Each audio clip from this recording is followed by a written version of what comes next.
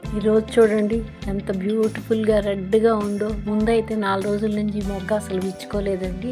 నేనేం చేశానంటే చిన్న ప్లాస్టిక్ కవర్ కప్పేశాను అనమాట. దీనికి కప్పేసి అలా ఉంచితే ఒక 3 డేస్ తర్వాత ఇది బాగా విచ్చుకుంది. మందారాలు చూడండి, మనకి ఎప్పుడు పూజకు కావాలన్నా రెడీగా మేము ఉన్నామంటూ ఉంటాయి ఈ మందారాలు.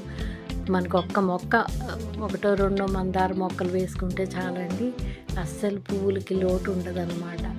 అలాగే ఈ మందారం చూడండి, గ్రామ్ఫోన్ మందారం అన్నమాట. పింక్గా ఉంది కానీ పైన ఏదో చుక్కలు వచ్చాయండి దానికి. అదేంటో మీరు తెలిస్తే చెప్పండి ప్లీజ్.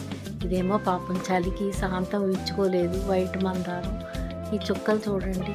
దీని మీద నీమ్ ఆయిల్ కూడా నేను అంత స్ప్రే చేశాను, అయినా అదేంటో తెలియట్లేదు. మీకు ఎవరికైనా తెలిస్తే నాకు కామెంట్స్లో పెట్టండి. చూడండి, రెడ్ మందారాలు ఇవి సైజ్ తక్కువ ఉంటాయి కానీ చెట్టు నిండా పూస్తాయండి ఎప్పుడు. అసలు పుయ్యని రోజు అంటూ ఉండదన్నమాట ఈ మందారం. ఇది ఒక మొక్క ఉంటే చాలు, మనకి చక్కగా ఉంటుంది.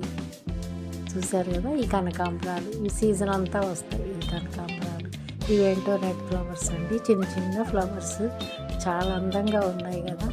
కాకపోతే ఇవి గుత్తులాగానే పూస్తాయి అన్నమాట. వీటికి కూడా మరి సీజన్ ఉందో లేదో నాకైతే తెలియదు.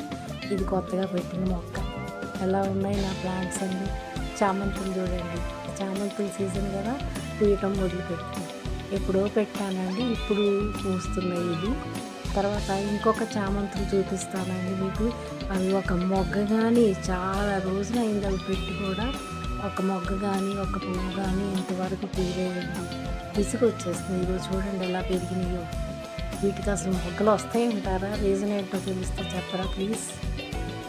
చూడండి ఎలా ఉన్నాయో, బుషీగా బాగానే వచ్చాయి కానీ ఒక్క మొగ్గ ఇంతవరకు లేదండి.